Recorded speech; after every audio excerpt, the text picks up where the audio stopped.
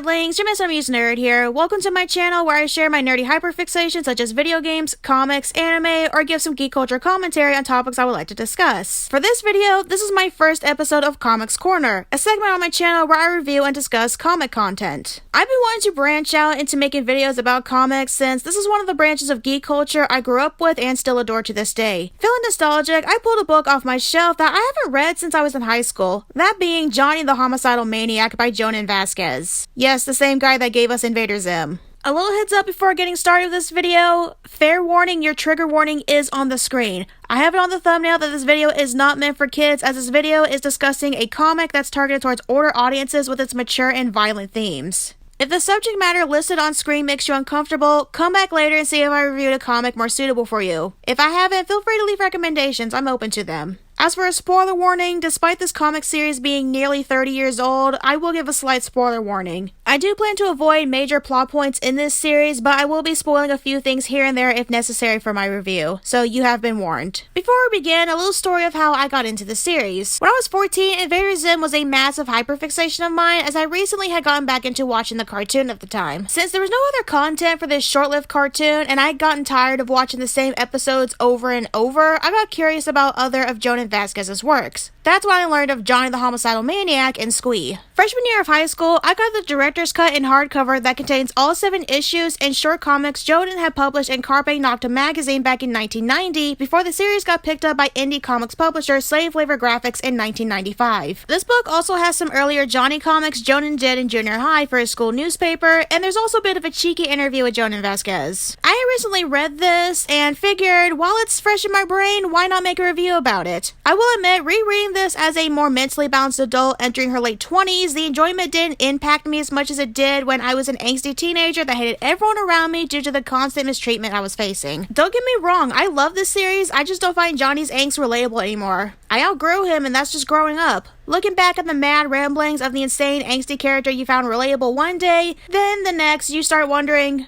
bro, what the fuck are you on about? As I said before, I still love this series and the other comics attached to it. A little about them, there are some spin-off comics that are about characters from Johnny's series. But this director's cut unfortunately does not contain I Feel Sick, which is a spin-off 2-issue series about Devi. Squee, Johnny's young neighbor, however got his own book, with the later half just being random stories from the original 7 JTHM comics. These spin-offs and random stories are where Devi and some other familiar faces make an appearance. If this video does well enough, I'll make a video about Squee's wonderful big giant book of unspeakable horrors next time I feel like making a comic video. When it comes to Johnny the Homicidal Maniac, I just love this series. I love the art style, I love the characters, and my edgy alt heart loves the black comedy. Johnny the Homicidal Maniac is black humor since it's comedy as well as horror, so some of the terrifying scenes are played off as comedic. The title character, Johnny, who likes to call himself Nee for short, is, well, a homicidal maniac. The way he kills people in this series is just some real whack-oo.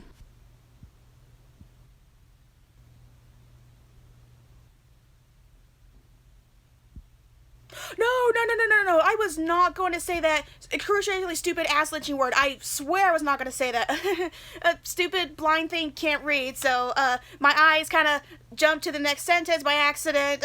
Simple script reading mistake. I was trying to warn that Wattpad is not the place for you to pirate this series because it's notorious for porn. If you want to read John the Homicidal Maniac, I highly recommend you get the soft cover that is easily found on Amazon and places like Thrift Books. Thrift Books is personally my favorite place to shop for books. Hashtag non-sponsor, hashtag wish. But when you buy a book from Thrift Books, your purchases earn you points, which can be put to a free book. So if you want a book, definitely go to Thrift Books, or you can just get it on Amazon, or just any place. The soft cover is pretty cheap, but the hardcover I own, kind of outrageously expensive. Like, I've seen some copies for that aren't even factory sealed, up for $130. So yeah, definitely go for the soft cover. Or if you just don't want to buy the book yet, you want to test it, see if you like it. The best sample I can give are a couple of really awesome comic dubs, especially a motion comic. So I'll have that in the pinned comment for you.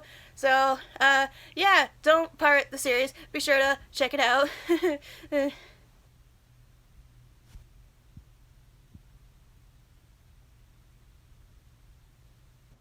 Oh, fuck. Thank the Allfather it's Tuesday and he's more concerned about getting home to beat the UFOs, or else I would have just gotten fucking murked.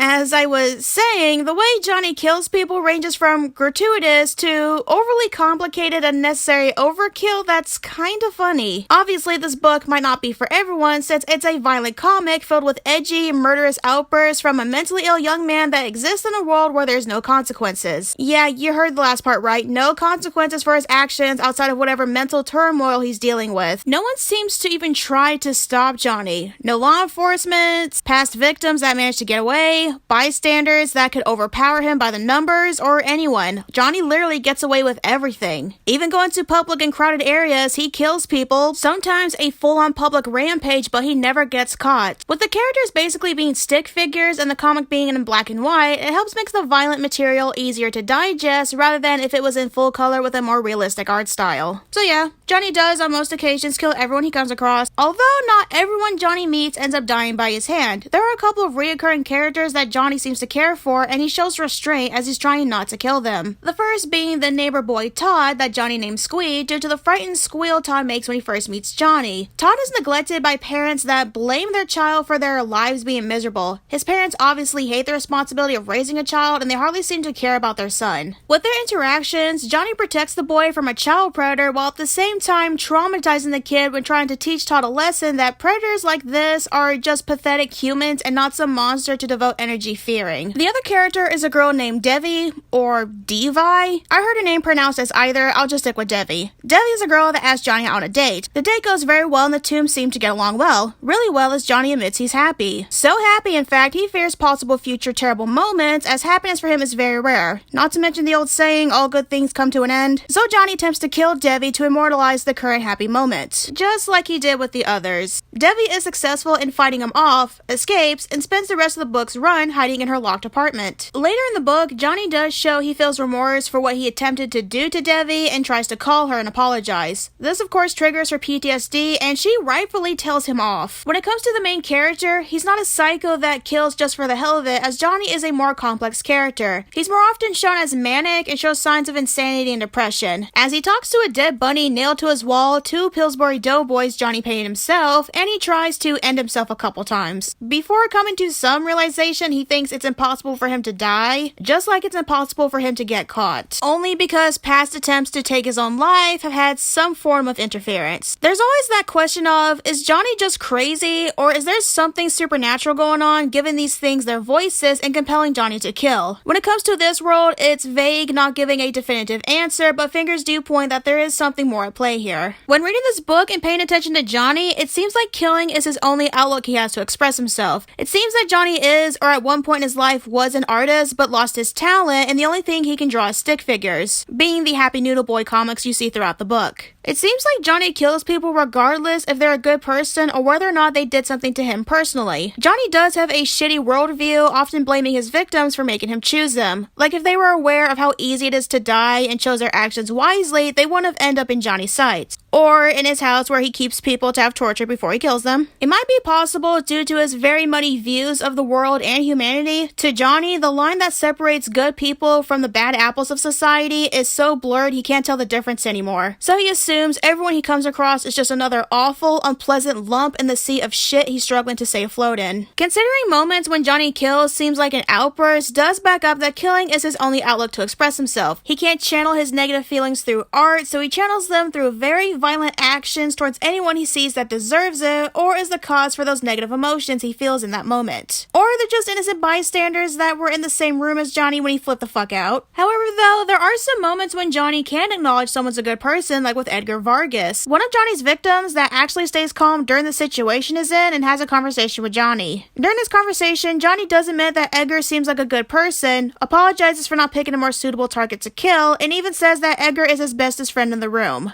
But he still has plans to kill Edgar. Even after all that, and Edgar asks Johnny to reconsider killing him, Johnny denies Edgar his freedom, to which Edgar just accepts his fate. Johnny notices Edgar's calmness and even asks Edgar where is his fear when being moments away from death. Edgar stated that being a man of faith, he is confident that he'll go to heaven and Johnny will go to hell, so he has nothing to fear. Johnny admires his views and even admits that he's envious of Edgar's convictions before killing him. When it comes to Johnny's need to kill, there is a motivation behind it, as he's not just a psycho that kills because why not? The motivation is a wall in Johnny's house that he says constantly demands fresh blood, believing that if he doesn't keep painting the wall, then once the blood changes color when it dries, it causes the wall to go soft, and something that is behind the wall can push through and get out. Johnny has no intentions of learning what the thing is, so he keeps adding a new coat to keep the wall wet, since the thing seems to eat the dry blood, thus making the wall soft. Puts a bummer on the interpretation some fans of the series have about being some edgy bully victim getting revenge for the constant mistreatment of being an outcast, as some people see it as. Throughout the book, you see that Johnny constantly rants and raves about humanity that doesn't really seem to be more than the disjointed musings of a madman that doesn't have a decent grip on his own existence, especially with the voices that are trying to quote-unquote guide him, each pulling Johnny in a different direction. These voices, of course, are Nail Bunny, Mr. F, and Psycho Doughboy. These characters are different aspects of Johnny's personality that has seemingly left his inner world and manifested to physical existence outside of the person they're budding from, aka Johnny. Starting with Mr. F, he's one of the doughboys that's host to one of Johnny's inner voices. Mr. F is basically the gremlin on Johnny's back that keeps telling him to go out and kill people, since F takes great joy in Johnny's growing insanity. Psycho Doughboy, on the other hand, is the inner voice that keeps pushing the idea of self-extermination onto Johnny. Doughboy's influence is shown to be stronger during Johnny's depression episodes, since his goal is to push Johnny into going through with the act. Psycho Doughboy's work is the opposite of Mr. F's, where Mr. F wants Johnny to keep killing, Doughboy wants to throw Johnny over the edge. He's always telling Johnny he has no reason to be happy, that there's no hope or redemption for him, that the only way out to escape the pain of existence is just to end it all. Then we come to the third voice, which is Nail Bunny. From what I can gather reading this book, Nail Bunny seems to be the last of Johnny's hopes and innocence, or at least is the angel on Johnny's shoulder. Nail Bunny is often trying to convince Johnny that he can get help for whatever afflicts him, while also being the voice to tell Johnny that ending himself just isn't the answer. Being Johnny's voice of reason, Nail Bunny tries to tell Johnny to stop listening to the doughboys, warning Johnny that they're both just using him for their own goals. To which Mr. F and Psycho Doughboy do not appreciate, and they tell Johnny the rabbit is lying to gaslight Johnny out of resisting them. Johnny isn't completely reliant on these voices when it comes to his own thoughts. When looking at his own thoughts in dialogue, he does question why he needs to kill, why he's collecting blood when he hates blood amongst other human bodily fluid. Not only that, he despises being touched and goes to great lengths not to be touched. Guess he's a sexually repulsed asexual then. Let's see how many people get mad at me over this bit of queer coding. I mean, him getting angry that he was accused of raping a girl that was murdered isn't my only basis. It's the fact that he hates bodily fluid, hates when he gets touched, and he hates touching other people. So yeah, to me, Nee is a sexually repulsed asexual. Getting back to the review, when reading Johnny's dialogue about his internal struggles, it's obvious he's not just a mindless killer. Not only is he questioning his actions, he's fully aware of what he's doing is fucked up, and he finds what he does unsettling. All this killing does bother him, as Johnny is often questioning if he has episodes when he just loses his sanity, or that he's really become a servant to the thing that lives beyond the wall. Johnny has no memory of his parents, why he came to live in this house, or what started the killing. He also barely has any memory of the person he used to be before he started killing. My guess is, whatever the hell it was that drew Johnny to come to this house with the many sub-basements just needed another body to do its bidding. Considering the house had multiple underground levels, a tunnel to squeeze house, and abandoned devices much like the one Edgar was strapped in, there might have been someone in the house before Johnny, and he was just drawn to the house to replace the previous inhabitant. After moving into this house, that's when the phenomenon took hold and stripped Johnny of his artistic talent, leaving him with only killing as his only means to express himself. When reading interviews with Jonan about JTHM, this series is just a really edgy tale of creative block and an artist's frustration. Art is a common theme in this book, and I'm sure there are artists out there that can find the series relatable on some level with how Johnny feels forced to follow an unsatisfying pursuit to paint the wall in his house. This constant unsatisfaction of killing just to keep painting the wall leaves Johnny often questioning things, and he's in search of answers for what is even the point of his own existence. Even musing in his diary, he might be the center point of all existence. A little over halfway through the book, there was even a metaphysical concept that was done away with, as Jonas stated he didn't find it to be a very satisfying development for Johnny, as it was just overcomplicated. Johnny the Homicidal Maniac isn't a very deep and meaningful series like some people paint it to be. It boils down to idle hands. The idea of having a gift to make the world prettier, better, more amusing just going to waste. That gift being wasted being a punishable act. Use yourself or be used. Which is pretty fitting for Johnny since the forces in his house are using him since he can't use his own hands to create for himself. There's a lot of other stuff that I'm leaving out when it comes to the series. I'm fully aware of that, but I did want this review to be mostly spoiler free for anyone that's interested in checking out the series. Even though Johnny the Homicidal Maniac is nearly 30 years old, new people going into it still deserve a chance to go into it blindly. So I ask anyone watching this to refrain from spoiling certain major plot points in the comments. If you want to talk about them, just label your comment as a spoiler.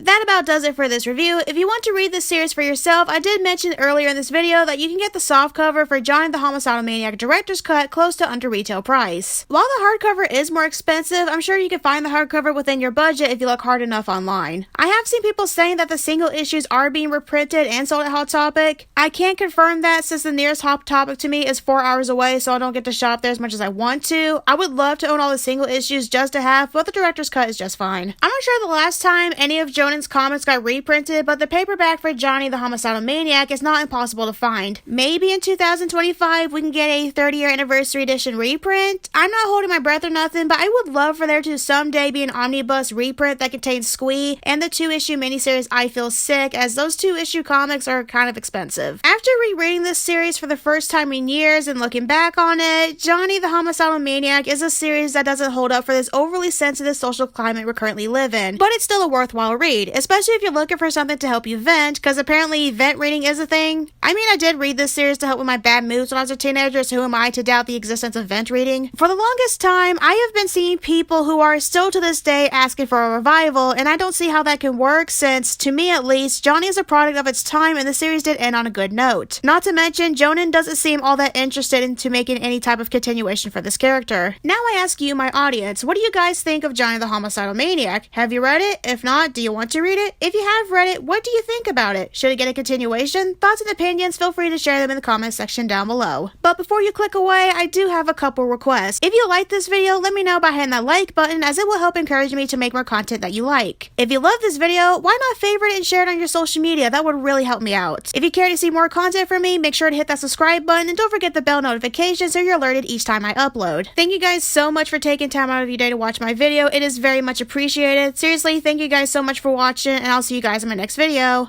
Bye!